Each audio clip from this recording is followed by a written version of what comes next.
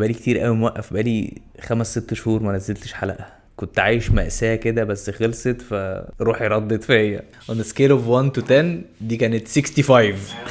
الحلقة دي من الحلقات اللي بعملها وانا نفسي مفتوحة، مع انها حلقة ملهاش اي ستين لازمة، بس اخيرا مش متوتر بسبب المأساة اللي كانت عندي. اسمه ايه الايتم ده؟ كل مرة ما بعرفش تميمة الحلقة. ايتم النهاردة من قبرص، مش ستيبل، ممكن يقع في اي لحظة. قبرص مش فاكر فيها اي حاجة غير اللي جبنا منها ناتس كده، كانت بفليفرز مختلفة، كان طعمها حلو قوي. طيب هي عموما الحلقه دي هتبقى حلقه على الخفيف كده، بنورم اب للسيزون الجديد. موضوع السلسله الجديده هيبقى عن الاغنياء والفقراء، وانا خايف التوبيك ده يبقى اوفنسيف. هو ات ساوندز اوفنسيف بس هو مش المفروض يبقى اوفنسيف باي اني مينز. ما اعرفش ليه الناس لما بتسمع الكلمات بلانتلي كده، غني وفقير وابيض واسود في نوع من الاوفنس بيحصل، معرفش ليه، غير مبرر خالص يعني. بس هي بالانجلش بتتقال عادي، اللي هو ريتش اند بور، ريتش فيرسس بور، الحاجات دي بتتقال فيري كومن يعني لما الناس بتكون عايزه تشرح الفرق ما بين الاثنين، وما نو وان كيرز يعني. بس في الكالتشر بتاعتنا معرفش تقول الغني والفقير، او الفقير بيعمل كذا، او الغني عنده كذا، او تحس الناس تاخدت ايه يا جماعه، في واحنا بنقول كلام قليل ادب عادي، يبقى في ناس اغنياء وفي ناس فقيره عادي يعني. بس هي يمكن ايه، في ناس بقى دي بلاحظها كتير قوي، في ناس فاكره ان هي فقيره، مع ان لو قارنتهم بباقي الكوكب هيتلاقيهم في الحبه يعني. لو في حد عنده انترنت وبيتفرج عليا من على موبايل او من على كمبيوتر، انت غالبا اغنى من 3 مليار بني ادم. ده كده ايه، صباح الفل يعني. انا عايز اشوف الستاتستيك دي، في كام واحد عنده اكسس للانترنت في العالم. انترنت اكسس وورلد وايد 5.1. فالاحصائيه بتقول لك ان في 5 مليار بني ادم هم اللي عندهم اكسس على الانترنت. ففي ناس كتيره الاعتقاد السائد عندها ان هم فقراء، بس هم مش فقراء، هم above average او average، بس هم مش عارفين.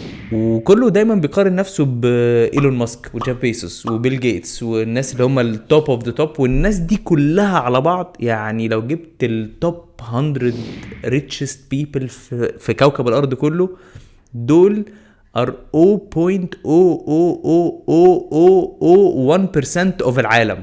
فتقدرش تقارن نفسك بيهم يعني. فأي حد تحت دول بيحس ان هو فقير. لا، انت مش فقير، في شريحة كده من المجتمع تحت الناس دي وتحتهم بشوية كبيرة جدا، دول كلهم مش فقراء خالص. في ناس منهم بقى معتقد ان هم فقراء، فانا مش هعالجهم نفسيا بقى، خلاص انا هشرح اللي عندي، واللي عايز يجات اوفندد، اللي عايز ياخد المعلومة ياخدها. انا هقعد احير نفسي ليه؟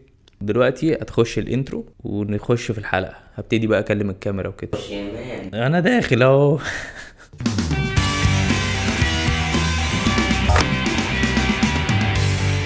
النهاردة هبدأ معاكم سلسلة جديدة على قناة دروس في الفلوس، واعتقد انها ممكن تكون مفيدة جدا لناس كتير، بس في نفس الوقت ممكن تكون مستفزة جدا لناس تانية. وعلشان كده انا في الحلقة دي هشرح لك شوية مفاهيم عن السلسلة الجديدة، وهقول لك هي هتكون بتتكلم عن ايه بالظبط. بس قبل ما اعمل كده احب ان انا اشرح لك استراتيجية القناة دي عموما في مواضيع الحلقات، والطريقة اللي انا مقسمهم بيها على اليوتيوب.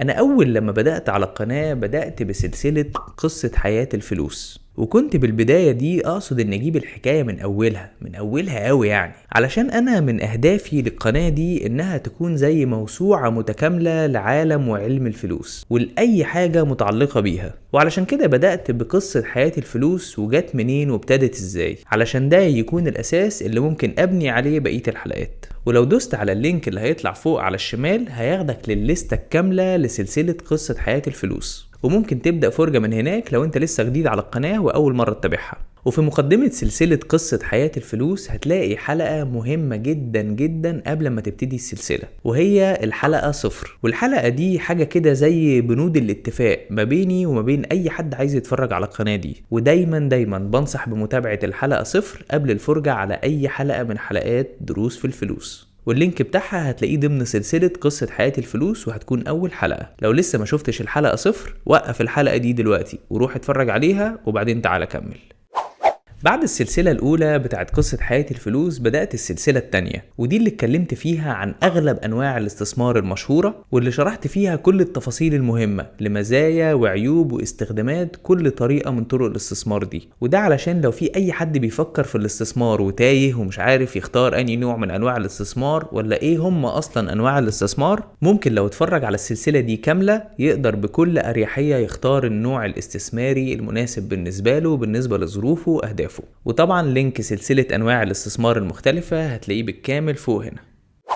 اما بقى السلسلة الثالثة فكانت سلسلة التخطيط المالي، وازاي تقسم دخلك وتعمل ميزانية، وايه هي انواع التأمين اللي هتحتاجها، وكمان ازاي تحوش وتوفر من مصاريفك، ولحد ما توصل لازاي تبتدي تعمل فلوس وتبقى غني. وبرضو لينك السلسلة هتلاقيه موجود هنا. رابع سلسلة كانت عن عشوائيات الفلوس، والسلسلة دي بالذات مختلفة شوية لأن مواضيعها متنوعة وكتير قوي، وهي دي السلسلة اللي هضيف فيها كل الحلقات العشوائية اللي مش شرط إنها تكون مرتبطة بأي سلسلة معينة من السلاسل. وأعتقد إن السلسلة دي هي اللي هتفضل تنمو وتكبر مع كل حلقة جديدة بيتم إضافتها عليها. وبعد السلسلة دي جت سلسلة ترشيحاتي للكتب، وبالذات الكتب اللي ليها علاقة بالفلوس والاستثمار وازاي تكون بني آدم أحسن عموما. وبرضو السلسلة دي هزود عليها حلقات كل ما يكون عندي كتب جديدة تستحق الإضافة للسلسلة. وقبل ما أقولك السلسلة الجديدة هتكون بتتكلم عن إيه، أحب الأول أخدك لقناة دروس في الفلوس وأوريلك إزاي تقدر توصل للسلاسل دي وتختار منها اللي يناسبك. بمنتهى البساطة الأول في السيرش على اليوتيوب هتكتب دروس في الفلوس، وده هياخدك للصفحة الرئيسية. لما تدوس عليها هياخدك للصفحة اللي تقدر تختار منها كذا اوبشن. تقدر مثلا تختار من عليها إذا كنت عايز تتفرج على الفيديوهات الطويلة، وهنا ممكن تختار الفيديوهات من الأشهر للأقل شهرة، أو لو عايز تتفرج بالترتيب فممكن تختار من الأقدم للأحدث وتتابع من أقدم فيديو لحد أجدد واحد بالترتيب الزمني لنزولهم. ولو طلعت لفوق جنب التاب بتاعت الفيديوهات هتلاقي تاب تانية بتاعت الشورتس او الفيديوهات القصيرة، ودي لو دوست عليها هتلاقي كل فيديوهاتي السريعة اللي ممكن تخطف فيها المعلومة في اقل من 60 ثانية، وده لو ما عندكش وقت للحلقات الطويلة. وبرضو التاب بتاعت الشورتس ممكن تتفرج فيها على الفيديوهات القصيرة من الاحدث للاقدم او برضو من الاكثر شهرة للاقل. وبعد كده نيجي للتاب التالتة اللي هقولك عليها، وهي دي بقى اللي فيها البلاي ليست او لستة الحلقات متقسمة على حسب كل سلسلة من اللي انا اتكلمت عليهم من شوية. ولما تختار اي لستة منهم بكده تقدر انك تتفرج على كل السلاسل واحدة واحدة وبكل حلقاتها كاملين وورا بعض. واخر تاب هقولك عليها، لو دخلت على كلمة about اللي في اخر الصفحة على اليمين فوق هتلاقي باقي منصات السوشيال ميديا اللي انا متواجد عليها، وكمان هتلاقي الويب سايت بتاعي، وده اللي ممكن من خلاله تحجز معايا مقابلة لو عايز استشارة مالية ونقعد مع بعض بالورقة والقلم ونفكر ايه احسن الخطط المالية بالنسبة لك.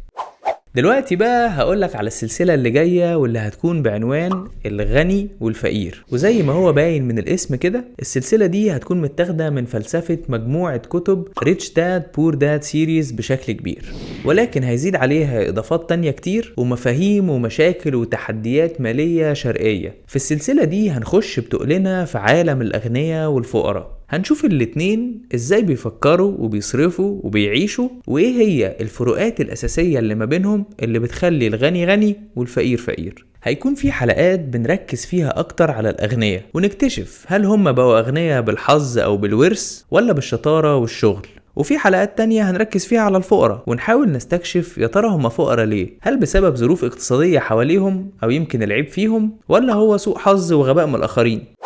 واخر حاجة هقولها لك على السلسلة اللي جاية دي هي ان انا عارف ان الاسم ممكن يبان مستفز شوية، وفي كتير من اصحاب العقول البسيطة هيكونوا عايزين يعلقوا تعليقات من نوعية يا عم الغنى غنى النفس والفقراء اسعد من الاغنياء والمال اصل كل الشرور، وكل التعليقات دي والكلام اللي من النوع ده كلام في الهجايس. وده لان الغنى او الفلوس دي مجرد ادوات، ولا هي حلوة ولا هي وحشة، هم مجرد وسيلة وانت اللي بتحدد نتائجها عاملة ازاي بناء على استخدامك انت ليها. الفلوس في حد ذاتها ولا هي خير ولا هي شر، لكن ممكن تعمل بيها الاتنين. وعلشان نكون واقعيين بقى من الاخر ما نقدرش ننكر ان مش كل لكن اغلب مشاكلنا حلها في الفلوس. وعلشان كده مهم جدا انك تتعلم تعملها ازاي وازاي تحافظ عليها وتكبرها. وكمان مهم جدا تتعلم من اللي سبقوك وتاخد دروس مستفادة من الاغنياء وكمان من الفقراء. وكلمة فقراء اللي انا هستخدمها كتير في السلسلة دي مفيش اي دافع من وراها للتحقير او حتى التقليل من اي شخص، ولا برضو هدف كلمة الاغنياء اللي هستخدمها كتير التعظيم او التفخيم في شخص او الناس اللي فاكرة نفسها ان هي اغنياء، ولكن هدف المسميات دي فقط هو توضيح المعنى وابرازه.